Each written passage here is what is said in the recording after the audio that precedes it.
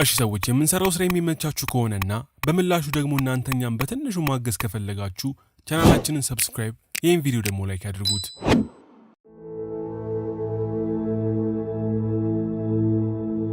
ታሪካችን የሚጀምረው በኔዘርላንድ ሀገር አምስተርዳም ከተማ ውስጥ የተዘጋጀን ትልቅ የሙዚቃ ኮንሰርት እያሳየን ሲሆን ድንገት ግን ኮንሰርቱ ላይ መሳሪያ የታጠቁ በርካታ ወንበዴዎች በመግባት ሙዚቀኞችንና ታዳሚዎችን ሲያግቷቸው እናያለን። የታገቱትንም ሰዎችን ለማስለቀቅ ጆን በተባለ ልዩ ፖሊስ የሚመራ የኮማንዶ አባላት ሲላኩ ከኮማንዶቹ ውስጥ ማቲው የተባለው የተመሰከረለት ልዩ ኮማንዶ እንዳለ እንረዳለን። እገታውንም የፈጸሙት ወንበዴዎች ራሳቸውን በካሜራ ሪከርድ በማድረግ መንግስት ለታገቱት ሰዎች 300 ሚሊዮን ዩሮ የማይከፍላቸው ከሆነ አንድ በአንድ እንደሚገሏቸው ከዛቱ በኋላ አንዷን ታዳሚ በመውሰድ በጥይት ያጋድሟታል። ይህን የተመለከተው ማቲው ወንበዴዎቹ እያሾፉ እንዳልሆነ በመረዳት ጆን ትንሽ እንዲዘገዩ ቢያዝም ማቲው ግን የጆንን ትዕዛዝ በመጣስ ወደ ወንበዴዎቹ አምርቶ በጥይት ይፈጃቸው ይጀምራል። ሌሎችም ፖሊሶች ማቲውን ተቀላቅለው ታጋቾችን ከወንበዴዎቹ ቢያድኗቸውም በተኩስ ልውውጡ ግን ጆን ተመቶ ሕይወቱ ያልፋል። ይህ ከሆነ ከ5 ዓመታት በኋላ ማቲው ሮማኒያ በተባለ ሀገር ውስጥ የተለያዩ የጉልበት ሥራዎችን እየሰራ መኖር እንደጀመረ እንመለከታለን። ማቲው ከ5 ዓመት በፊት ከሞተው ጆን ጋር የልብ ጓደኛ የነበረ ሲሆን በሱ ያልተገባ ውሳኔ ምክንያት ጆን በመሞቱ እንዲሁም የጆን ሚስትና ልጅ ብቻቸውን በመቅረታቸው ጸጸት ሁልጊዜ እየጠበሰው አላስኖር ይለዋል። በኋላም ላይ ግን ማቲው ወደ አምስተርዳም በመመለስ የጆንን ሚስት ላደረሰባት ጉዳት ይቅርታ ለመጠየቅ ወስኖ በመነጋታው ወደ አምስተርዳም ያመራል። አምስተርዳም ውስጥም ኤጀንት ሺራና ኤጀንት ፊሸር የተባሉ የኢንተርፖል ፖሊስ አባላት በከተማው ውስጥ የሚታወቁ እጽ አዘዋዋሪዎችን በቁጥጥር ስር ካዋሏቸው በኋላ የተለያዩ ጥያቄዎችን መጠየቅ ሲጀምሩ ሮማን የተባለው ወንበዴ ኤጀንት ፊሸርን ይሰድበውና ጫማው ላይ ይተፋበታል። በዚህ የተናደደው ኤጀንት ፊሸርም ወንበዴውን ከሌሎች በመለየት ሊያነጋግረው ሌላ ቦታ ይወስደዋል። እነ ኤጀንት ፊሸር ካሉበት ከቅርብ ርቀት ላይም በርት የተባለ አንድ ሰው የወንበዴዎቹን በቁጥጥር ስር መዋል ስልክ ደውሎ የዕፅ አዘዋዋሪዎቹ አለቃ ለሆነው ጋብርኤል ሲያሳውቅ ጋብርኤልም አንድ ሰው መረጃቸውን አሳልፈው ሰጥቶ እንጂ በቁጥጥር ስር ሊውሉ እንደማይችሉ ለበርት ይገልጽለታል። ጋብርኤልም እንደጠረጠረውም ኤጀንት ፊሸር ላይ ምራቁን የተፋው ሮማን ከፖሊሶቹ ጋር የሚሰራ ሰርጎ ገብ ሲሆን ፊሸር ሮማንን ለብቻው ከወሰደው በኋላ ሮማን በዚሁ ከቀጠሉ በቅርቡ ጋብርኤልን በቁጥጥር ስር እንደሚያውሉት ለፊሸር ያሳውቀዋል። በሌላም የከተማው ክፍል ውስጥ ፖል የተባለ ለጋብርኤል ቢዝነስ የፋይናንስ ኃላፊ ሆኖ የሚሰራ ሰው 15 ሚሊዮን ዩሮ የሚጠጋ የጋብርኤልን ገንዘብ ክሪፕቶ ከረንሲ ላይ ኢንቨስት አድርጎ በመበላቱ የተለያዩ ሰዎች ጋር በመደወል ገንዘቡን ለመተካት መጣጣር ይጀምራል። ይህ በእንዲህ እንዳለ ማቲው በመጨረሻም የጓደኛው ጆን ሚስት የነበረችው ሄለን ቤት ሄድና ለማንኳኳት እያመነታ እያለ ኤንጂ የተባለችው የሟች ጓደኛ ልጅ በሩን ትከፍተዋለች። ማቲውም ከኤንጂ ጋር እያወራ እያለ የጆን ሚስት የነበረችው ሄለን መታ ማቲውን ይህን ሁሉ ዓመት የት እንደነበር ከጠየቀችው በኋላ ወደ ውስጥ ታስገባዋለች። ማቲውም ወደ ውስጥ ገብቶ በሐዘኗ ጊዜ አጠገቧ ባለመሆኑ ይቅርታ ከጠየቃት በኋላ ብዙ ሳይቆይ ተሰናብቷት ከቤት ሲወጣ ሄለንም ትከተለውና ዛሬ እሷ ቤት እንዲያድር ትማጸነዋለች። ማቲውም ዛሬም ብቻ እንደሚያድር ነግሯት ወደ ቤት ይገባል።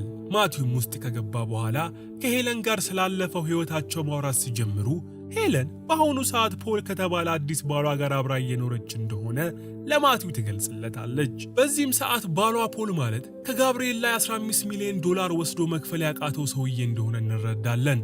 በሌላም ቦታ ጋብርኤል በርትና ሎ የተባሉትን ለሱ የሚሰሩትን ሰዎች በቡድናቸው ውስጥ ያለውን ሰርጎ ገብ እንዴትም ብለው እንዲያገኙት ያዛቸዋል። ምሽት ላይም የሄለን ባል የሆነው ፖል ወደ ቤት መጥቶ ማቲውን ያየውና ስለ ማንነቱ ሚስቱን ሲጠይቃት ሄለንም የድሮ የባሏ ጓደኛ እንደነበር ገልጻለት ለትንሽ ጊዜ ብቻ እነሱ ጋር እንደሚቆይ ታሳውቀዋለች።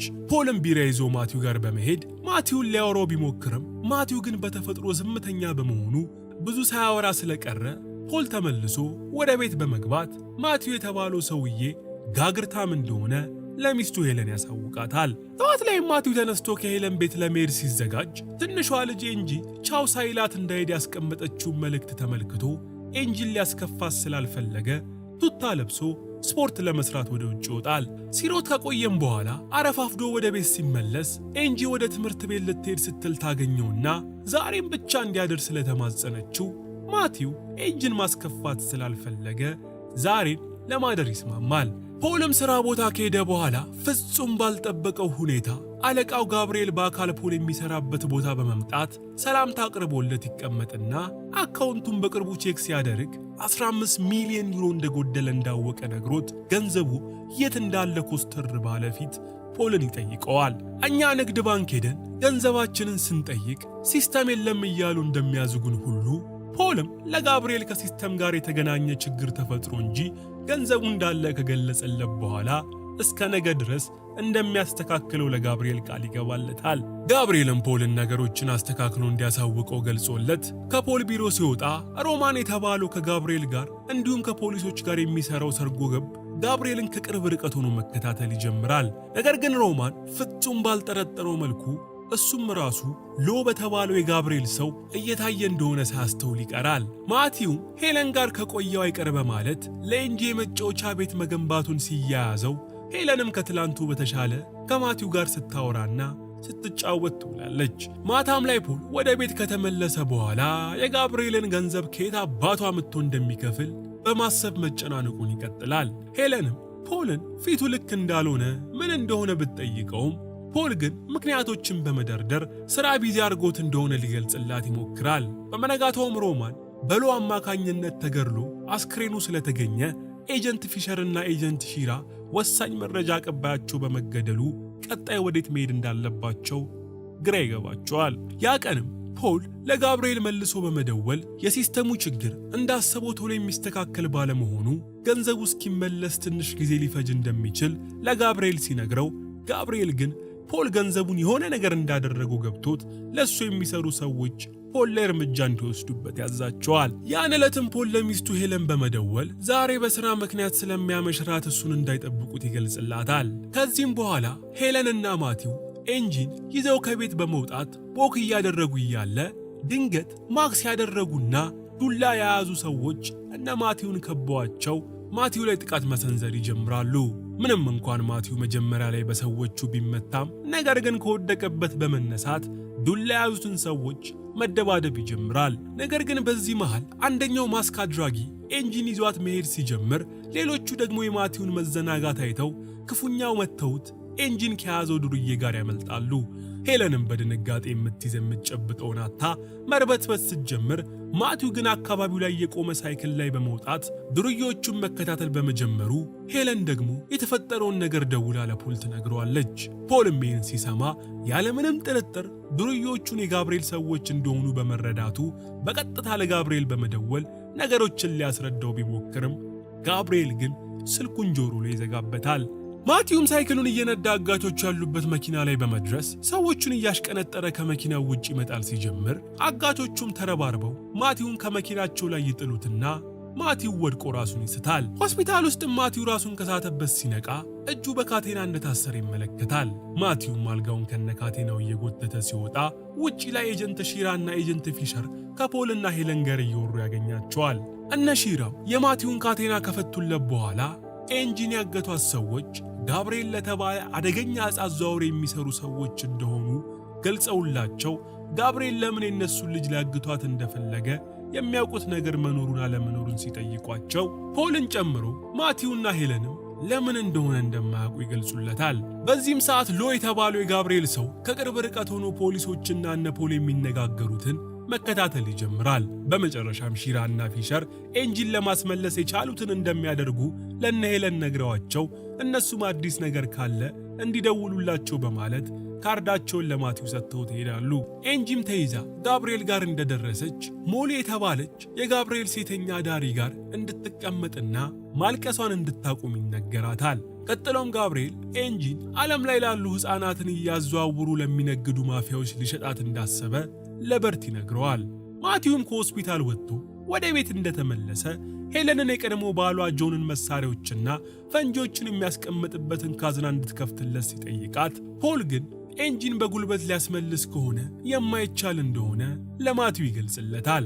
ፖልም አክሎ ሰዎቹ እነሱ እንደሚያስቧቸው ቀላል የሚባሉ ሰዎች እንዳልሆኑ ማውራት ሲጀምር ማቲውም ፖል ስለ ሰዎቹ የሚያውቀው ነገር እንዳለ ስለጠረጠረ እጁን ጠምዝዞ እውነቱን ያወጣጠው ይጀምራል። በዚህም ጊዜ ፖል ከጋብርኤል ጋር ስላለው ግንኙነትና ኤንጂም ለምን እንደታገተች ከጫፍ እስከ ጫፍ ስለዘረገፈላቸው ሄለንም በባሏ ፖል ክፉኛ ትበሳጫለች።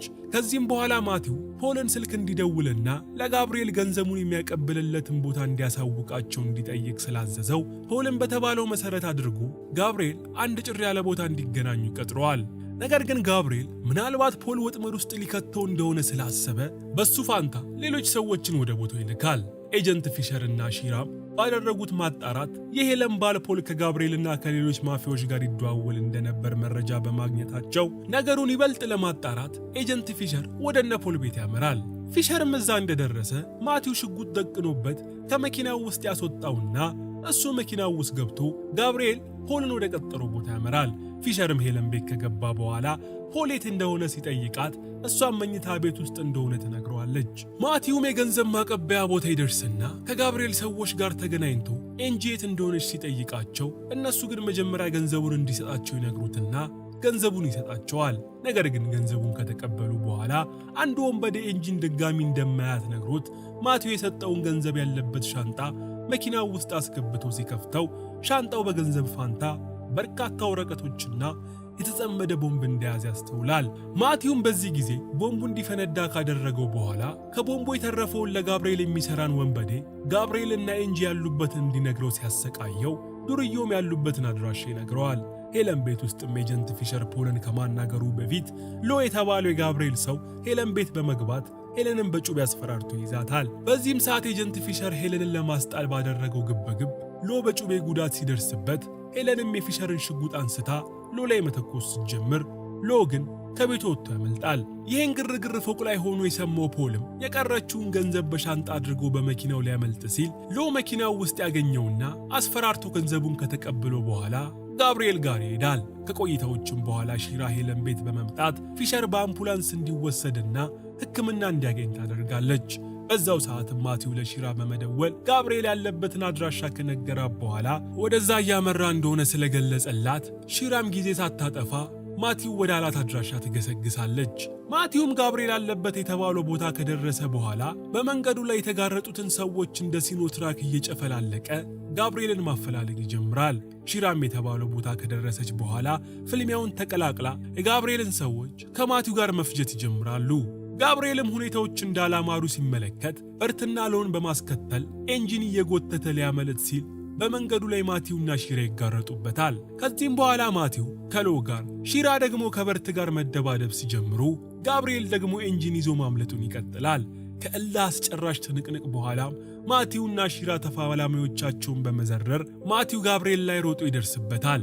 ነገር ግን ጋብርኤል ኤንጂን በመያዝ ሽጉጡን አውጥቶ ማቲው ላይ ቢተኩስበትም ማቲው በሚያስደንቅ ሁኔታ ጩቤ ወርውሮ ጋብርኤል ላይ ይሰካበትና ሕይወቱ እስኪ ወዲያኛው አልፏል።